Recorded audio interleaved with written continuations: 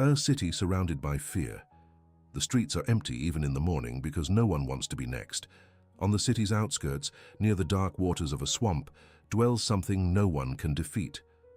For months, the inhabitants have paid a price to survive. First it was animals, then the children chosen by lot, offered to the terror that lives in the murky waters. It was better to lose one than to lose them all. Then comes the day when fate falls upon the king's own daughter. She walks alone towards death, dressed in white, while the entire city watches in silence behind the walls. The sun is high, the air smells of fear, and then, from the dusty horizon, a knight appears, armor that reflects the light, white horse, a red cross on his chest. He does not flee. He does not negotiate. He does not hesitate for a moment. He raises his lance, advances towards the monster that made an entire city bow to its knees, and brings it down. The princess is saved. The entire city falls to its knees and embraces the faith that this man brought. The dragon lies defeated in the mud. Good has triumphed. You know this story. It has traveled the world. It's painted in churches from England to Ethiopia, from Barcelona to Moscow, in paintings signed by Raphael that now rest in the Louvre Museum in Paris. It's embroidered on flags, engraved on national coats of arms, sung in hymns by entire generations. The image of the knight, the dragon, and the lance is one of the most reproduced in all of human history. More than 7 centuries of art, literature, and devotion surrounding this figure. Peoples who never met, cultures that never mixed, all kneeling before the same knight. Why? What is it about this image that crosses borders, languages, centuries, and entire religions? There is an answer, but it's not in the legend. It's in the story that came before the legend. An older story, simpler, more real, and for that very reason, much more powerful than any dragon of scales and fire. It really happened in flesh and blood in a city called Nicomedia on a cold April morning in the year 333. It involves a young soldier who had everything the world could offer and who chose to give it all up for one reason. There were no white horses that day. There were no dragons. There was something far more difficult to face, a powerful emperor, a death decree, and a choice no one expected. Prepare to learn the true story behind the most famous image in Christendom, the story of the man the dragon couldn't defeat. His name was Jorge. Cappadocia, in the heart of what we now call Turkey, was a land of stone and wind, arid plateaus that burned under a merciless sun in summer and froze under heavy snow in winter. It was a border region, always between two worlds, east and west, the old and the new, the Roman Empire and everything beyond it. It was also a land of Christians, communities that gathered in simple houses secretly to pray to the God who had died and risen again. It was in this land, around the year 275, that a boy named George was born. His father was called Gerontius, a soldier in the Roman army, a man of firm posture and eyes accustomed to distance, the kind who knows he can be called to battle at any moment and who trains his body and mind for it every day. His mother was named Polychromia, originally from the city of Lydda in Palestine, an educated and wealthy woman who had chosen a soldier as her husband and who raised her son in the faith with the same seriousness with which her husband taught him to wield a sword. George was still a boy when the news arrived. Gerontius had been killed in battle serving the empire far from home. His father's death was not a ceremony. It arrived as an absence, a silence in the place where there had once been a great and secure presence. Polychromia did not crumble. She gathered her son and her possessions and made her way back to Lydda, her birthplace in Palestine, where she had grown up and where she still had roots. It was there that George would grow up. Lydda was a vibrant city, full of merchants and soldiers, of voices in Greek and Aramaic mixed together, of Roman temples alongside synagogues and small Christian communities. And it was there, in Polychromia's hands, that George received the 2 inheritances of his father and mother. From his father he inherited his mettle, the disposition for physical effort, the naturalness with weapons, the temperament that contemporaries dismissed as naturally combative. From his mother he inherited faith, not a decorative faith, a faith of appearance, a faith taught every day in a low voice with patience. The names of the apostles, the stories of Christ, what it meant to live as a Christian in a world that did not understand, and often feared what it did not understand. You need to know this to understand what came next. Jorge didn't find faith in the moment of crisis. He already carried it, planted deep by a mother who knew the world was difficult and that faith was something the wind couldn't uproot. When the boy from Lida was called upon to make the hardest choice of his life, he would already know exactly what to choose. His mother had made sure of that. In his adolescence, George did what seemed natural for a soldier's son raised among soldiers. He joined the Roman army. He had the stature, the skill, the temperament. The training didn't intimidate him. The rigor of the hierarchy didn't break him. On the contrary, he grew within it with an ease that drew attention, rising through the ranks with a speed that few young men achieved. He was intelligent and disciplined, courageous without being reckless, loyal without being subservient. Exactly the type of officer any commander would want under his command. These qualities came to the attention of those at the top. Emperor Diocletian himself, one of the most powerful men the world had ever known, noticed the young officer from Palestine, and he summoned him. At just 23 years old, George was summoned to Nicomedia, the eastern capital of the Roman Empire, the city that Diocletian had transformed into the nerve center of his power. It was an immense city by the standards of the time, with palaces of white marble, wide avenues where the sound of soldiers' footsteps echoed from dawn to dusk, markets that smelled of spices from Asia and Egypt, and an imperial court that concentrated the most influential men in the civilized world. George entered this world as a military tribune, bearing the responsibility of being part of the emperor's own personal guard. It was a position of enormous honor. It meant proximity to power, access to decisions that shaped the destiny of millions of people, a career that could go much further. You need to see what this meant concretely. George was young, healthy, and talented. He had Diocletian's favor. He had a considerable inheritance left to him by his mother because Polychromia had died during that period, leaving her possessions and lands to her son. He had the world at his fingertips, and he had a Christian faith that up to that point had cost him nothing. The Roman Empire at that time tolerated many religions. Christians were a strange minority, sometimes misunderstood, sometimes the object of suspicion, but there was no systematic persecution underway. George served a pagan emperor, and this was an internal tension he carried, but not an open crisis. There were Christians in military posts. It was possible for the time being to be both at the same time, but there was something different in Nicomedia.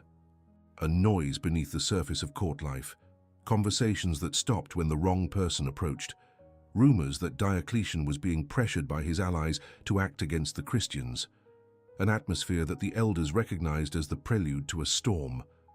George listened and waited.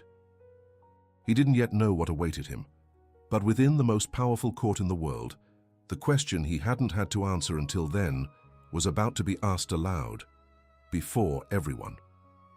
On February 23rd of the year 333, Diocletian awakened the Roman Empire with a decree that would change everything. He chose this day out of superstition. It was the festival of Terminus, the god of boundaries. A border was being drawn. Christian churches would be destroyed to the ground. The sacred scriptures would be confiscated and burned.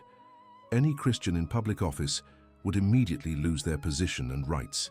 Those who refused to offer sacrifice to the Roman gods would face imprisonment or death. It was the greatest systematic persecution of Christianity the world had ever seen. Historians would call it the Great Persecution.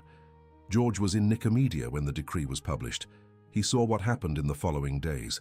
Churches he had frequented for years were invaded by soldiers of the very army he served in. Scriptures that entire communities had copied by hand, letter by letter for years, were thrown into bonfires in public squares. Christians who had served the empire loyally were stripped of their positions in an instant.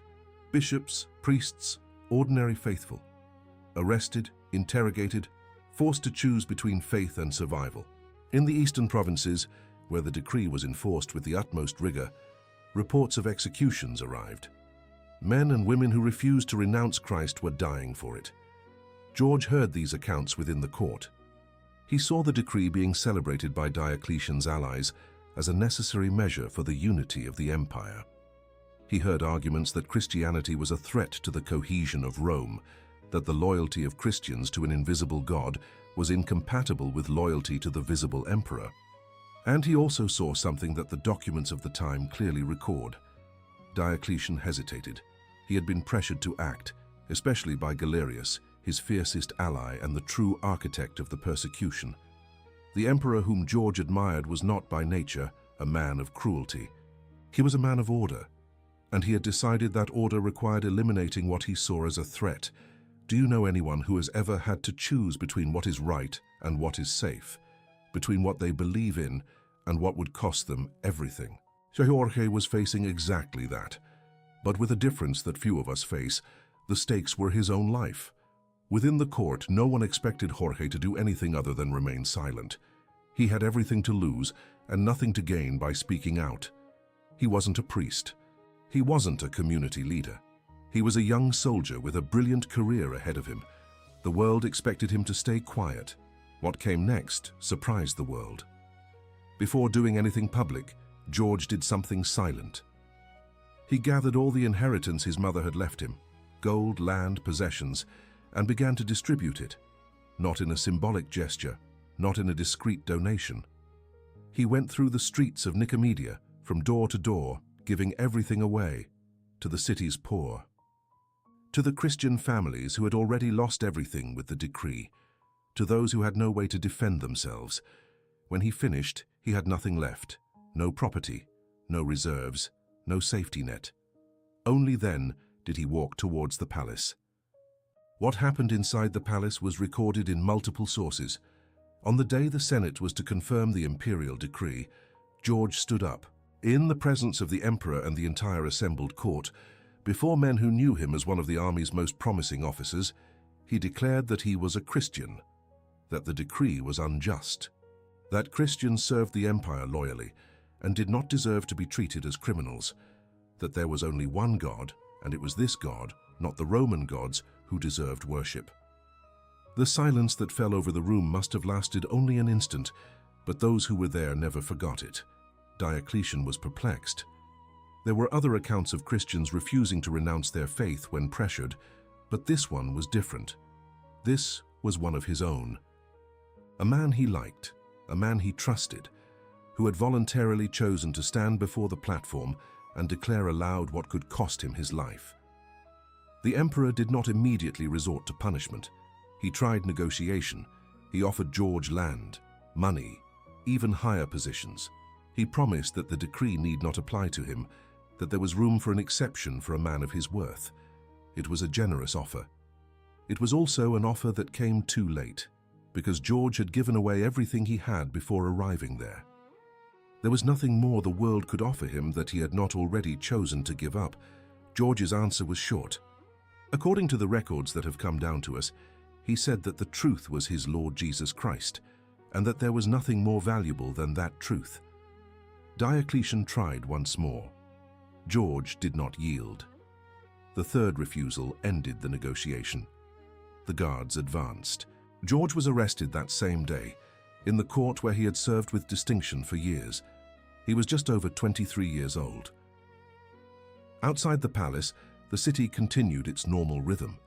No one yet knew what had happened inside. But what had begun in that room would not end so soon. Those guarding the prison where Jorge was being held didn't understand. They were experienced soldiers, men who had seen people break under far less pressure than this. And there was something about the prisoner that didn't fit the patterns they knew. It wasn't despair. It wasn't the rigidity of someone refusing out of pride. It was a calmness that came from a place they couldn't name, and that bothered them more than any agitation would have. Diocletian returned to the prisoner. He asked again. The answer was always the same, given with the same serenity. The emperor, who had built half his career on the ability to bend the will of others, was unable to bend that of a young soldier from Palestine. This impossibility began to attract attention within the court. Those observing from afar asked themselves the question that George's silence cast in the air. What could lead a man who had everything to refuse everything? What force sustains someone like that? Among those watching was the empress. Historical records indicate her name was Prisca. though tradition calls her Alexandra. She was close enough to see the prisoner's face as he was led back to the emperor, and what she saw disturbed her in a way she couldn't explain. There was something in George's eyes that wasn't that of someone who was losing. It was that of someone who had already won before any judgment. This woman, wife of the most powerful man in the world, was touched by what she saw. And according to the accounts that have reached us, she was touched by the faith that George refused to abandon. How many of us today know someone like that? Someone who faces enormous pressure and instead of bending or exploding, simply remains. Someone whose peace in the midst of the storm raises more questions than any speech. George didn't preach at the court of Nicomedia. He didn't organize a movement. He didn't write a manifesto. He simply answered the same question with the same answer, as many times as necessary, without anger and without fear. And that, for some reason that historians record but cannot fully explain, was more powerful than any argument. Soldiers guarding him commented amongst themselves. The empress's conversion reached Diocletian's ears as an unexpected blow.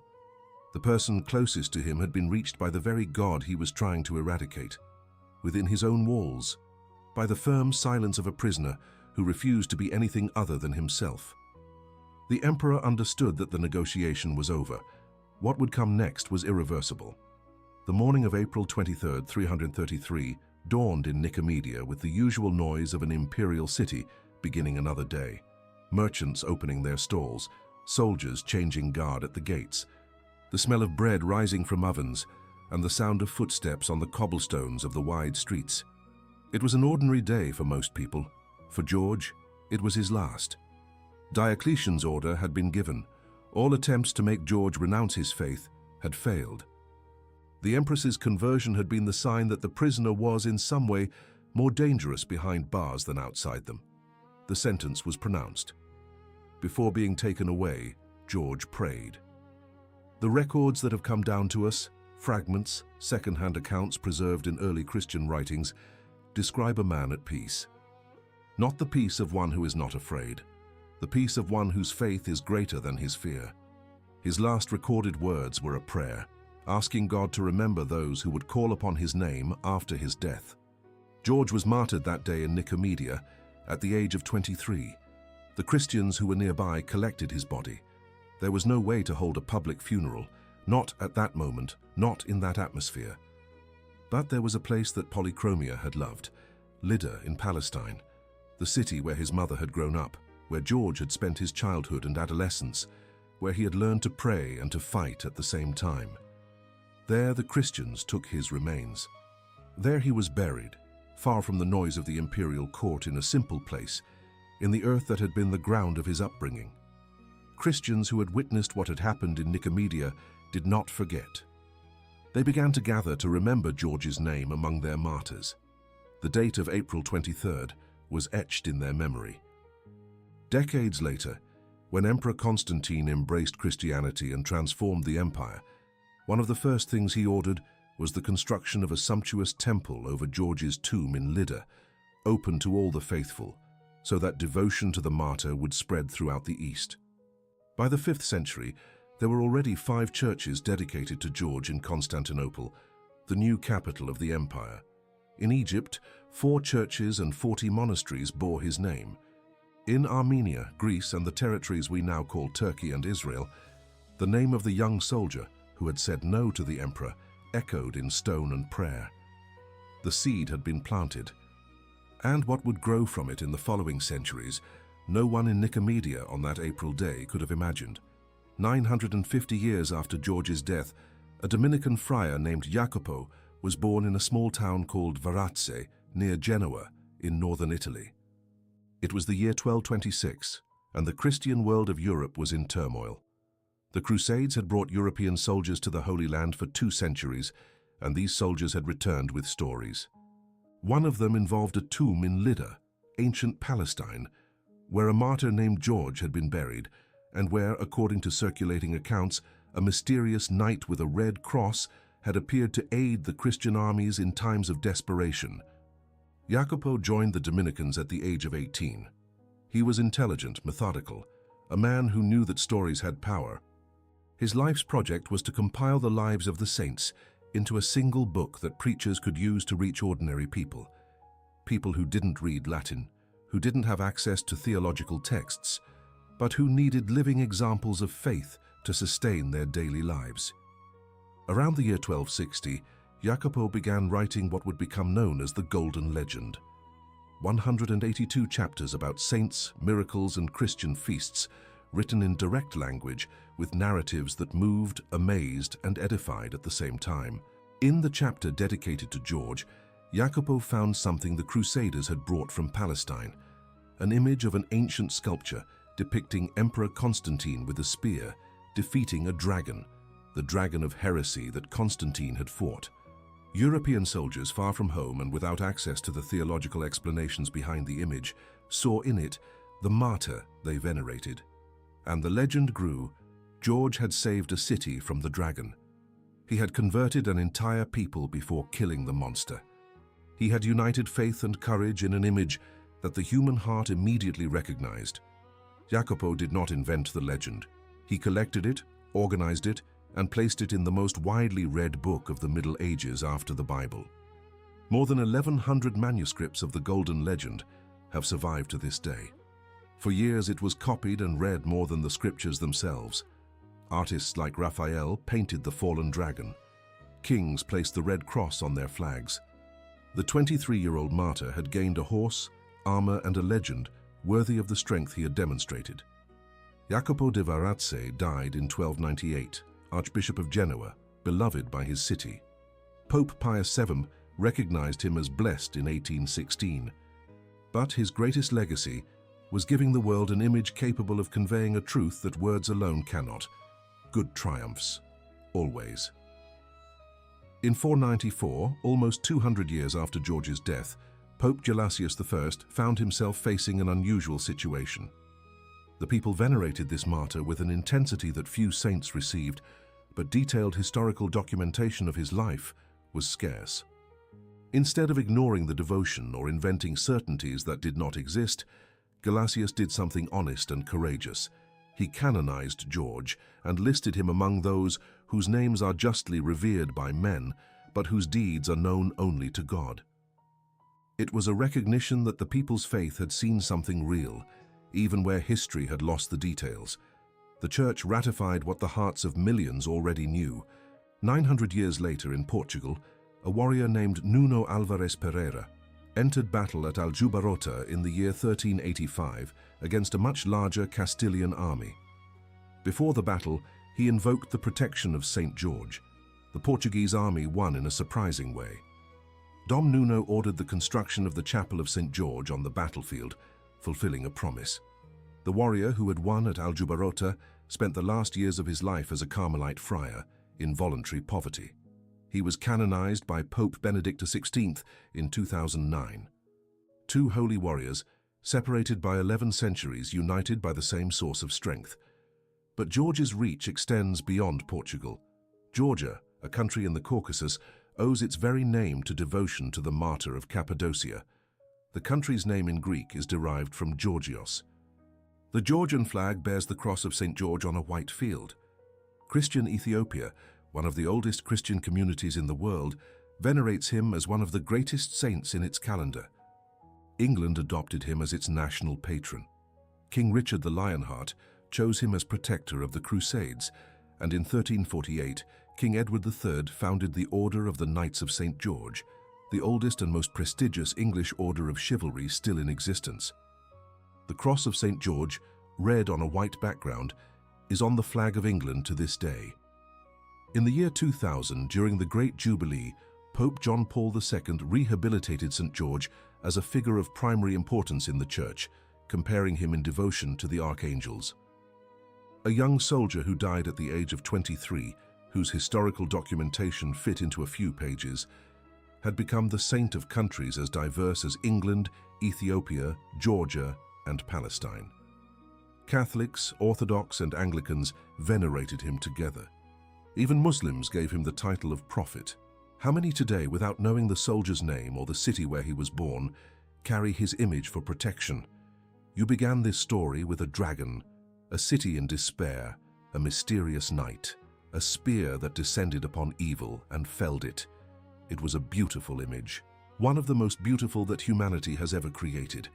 But now you know what lies behind it. Now you know the young man who gave rise to this image, and you know that the real dragon he faced had neither scales nor fire. It was a decree on paper. It was a powerful emperor in a room full of armed men.